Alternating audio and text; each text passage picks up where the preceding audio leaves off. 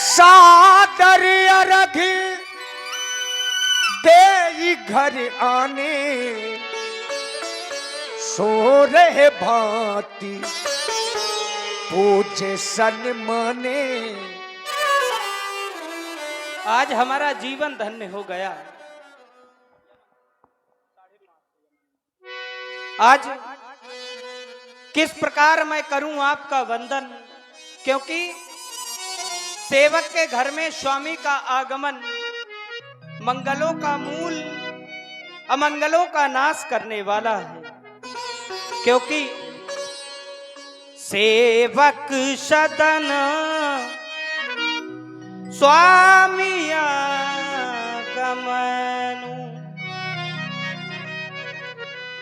मंगल मूल अमंगल दमनु।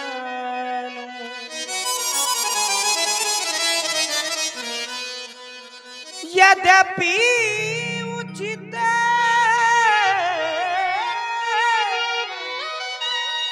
जनु बोली सप्रीति पठैय काज नाथ असनी।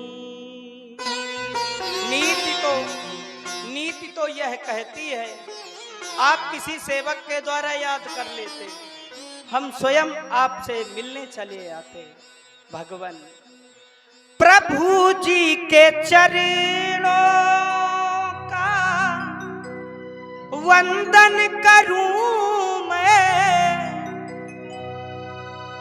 चरणों की रज को मस्तक धरूं मैं, पैया परूं तुम्हारी विनती करूं मैं, पैया परूं तुम्हारी विनती करूं मैं। हो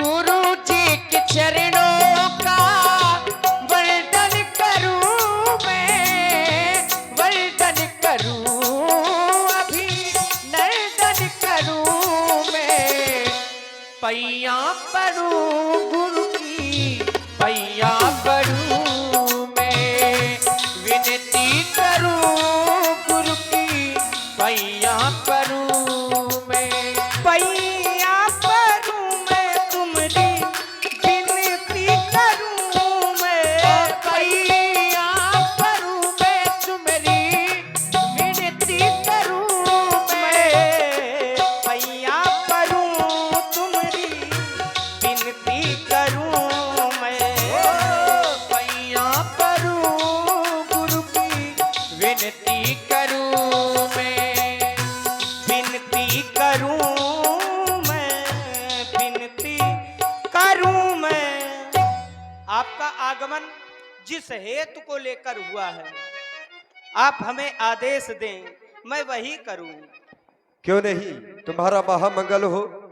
ये केवल तुम्हारी ही वाणी हो सकती है। राम कसना तुम कहु अस हंस वंश अवतंस। तुमने कहा कि यदि कोई आवश्यक कार्य था तो ये नीति कहती है, तदप उचित जन बोल सप्रीति पठइये काज नाथ हो यश नीति। ये नीति है। आप हमें किसी सेवक के द्वारा बुला लेते, हम स्वयं गुरु सदन आ जाते, लेकिन आपने ही कृपा करके हमारे इस भवन को धन्य कर दिया।